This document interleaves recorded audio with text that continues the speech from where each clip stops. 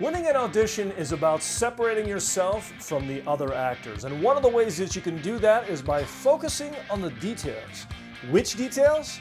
Find out coming up next on The Starting Actor.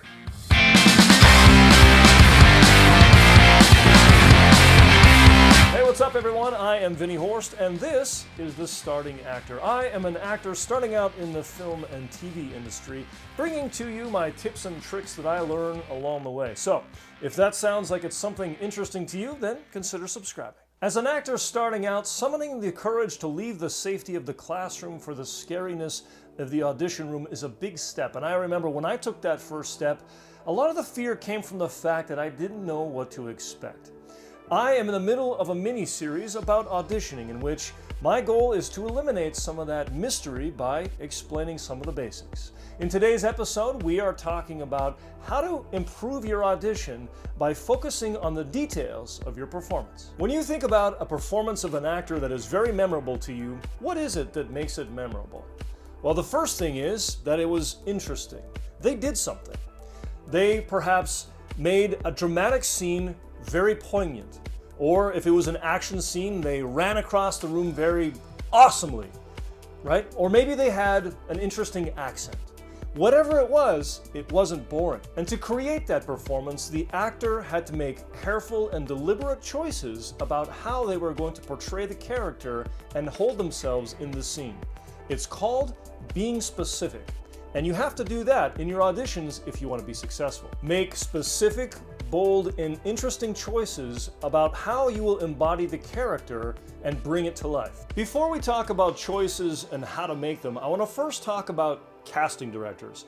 Now, a casting director is the person who is responsible for making choices about the people who are going to own the roles, the actors that are going to be hired. And the casting director is going to be one of those people that is in the room with you during your audition. And your job as an actor in an audition is to impress the casting director and to show them that you know who the character is, and that is the character that they want in their film. As a starting actor, you may have the impression that casting directors know exactly what they want before they walk into the audition room. And while that's true, I'm sure, for some directors, it is usually not the case. In my experience, casting directors are there to explore, and they will know it when they see it. A casting director is just like you watching television looking for a memorable performance. And so your job as an actor is to create the memorable performance so that they choose you. So let's define a choice. A choice are the things that you choose to do to act the part. For example, how do you walk and how do you talk? A more technical description would be how do you actualize the scene and the character? How do you make them seem real? Now that we have a basic definition of what a choice is, let's go through some of the choices that you can make as an actor. The first one is the moment before.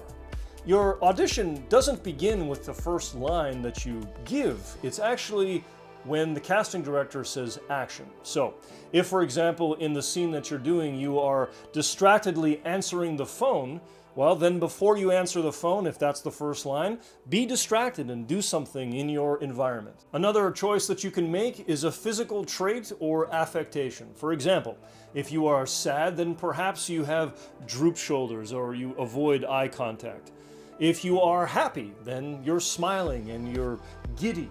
If you are a soldier, perhaps you stand upright and firm and look straight ahead. Another choice that you can make is your clothing. Dress the part.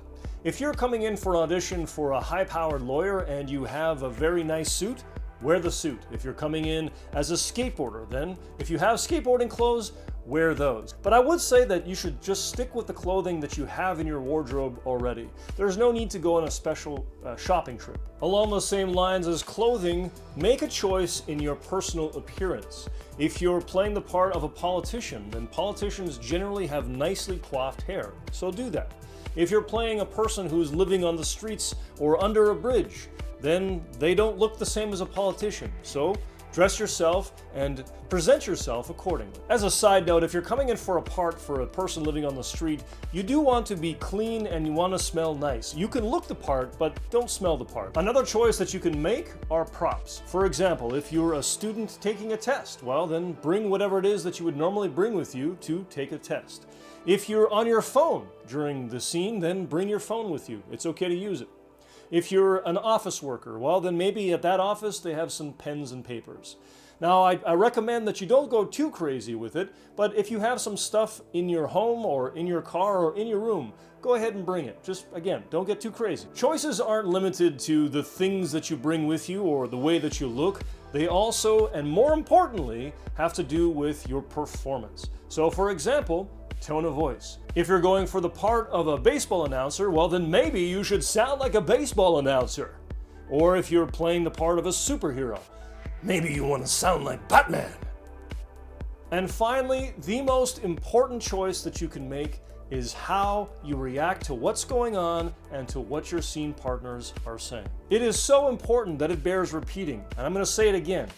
The most important thing, the most important choice that you can make is how you react to what's going on in the scene. You have to be real. If you just stand there and react like this and don't do anything in particular, that's not fun to watch. But if you are very intricate and you have some mannerisms that are going on, and maybe you look off camera a little bit and you consider the possibilities and you look frightened or confused. If those things are going on in your scene, do them. That's the most important thing and most interesting thing that a casting director will see and that will set you apart from other actors. All right, I lied. That's not the last thing. The last choice that you can make is the moment after. Remember that your audition doesn't end when you say your last line. It ends when the casting director tells you it ends. Maybe they raise their hand or they say something to you. So, if for example at the end of your scene, you are watching your scene partner leave the room and say goodbye, well, if you're happy with your scene partner, maybe you should watch them leave the room and smile at them and say hi and just pretend, right? It may not actually be happening. The person who's reading that scene partner's part may not actually be leaving the room, but do it anyway. That's interesting. All right, so those are some of the choices that you can make. Now, how do you decide which choices to make? Well, there's a few ways. The first one is you need to understand the script. Now, I'm not saying that you need to do exactly as the script says. Not what I'm saying. What I'm saying is that you need to understand the script so that you can make logical choices. So, for example, if you're in a doctor's operating room and you're the surgeon, or at least you're auditioning for the surgeon, well then it probably doesn't make sense for you to be hopping on one foot, right? Because a surgeon wouldn't do that. That's not a logical choice based on the script. No, it's not that. It's not that. No, it's not that. No, it is not that! Which one of those takes was more interesting? None of them were wrong, per se, because humans can act in many different ways, but one of those performances is going to be better depending on the script or the scene that you're in. In addition to examining the script, you can also examine the character description to find out what choices that you can make. And this one I think is a little bit sketchy. I think you have to be careful with the character description because you definitely want to allow it to lead you, but definitely don't take it as the letter of the law. Elaborate on that, and if you have some interesting choices that you want to make, then bring them with you. One last important tool that you can use when making choices is you and your experiences, because the choices that you make are unique, and that's awesome. That's exactly what casting directors are looking for. Use your own personal experiences to make choices that others would never make. Make bold and beautiful choices. Bold is better than no choice at all. Now, with that in mind, you have to remember that you also need to be flexible, because in an audition, you may give your first audition and the casting director may then redirect you. And that is, they may give you some instruction for how they want to see things changed. And so you need to be able to do that. You need to be able to reconstruct a character on the fly, which takes practice and takes time, but you'll get there eventually. Pro tip, Make visually obvious choices. Your character should read even with the sound turned off. So, if you're practicing for your audition at home, record yourself and then turn off the sound and watch it. If you can tell what's going on and what the emotions are, then you've made visually obvious choices. Pro tip! If you are working with a casting director or a film director who has previous work, then go and find that previous work and watch a bit of it. And you can get a feel for the style of film and the characters that they typically cast. Which brings us to the question of the day. What is the most interesting choice that you made during an audition? And did you get the part? Let us know in the comments below.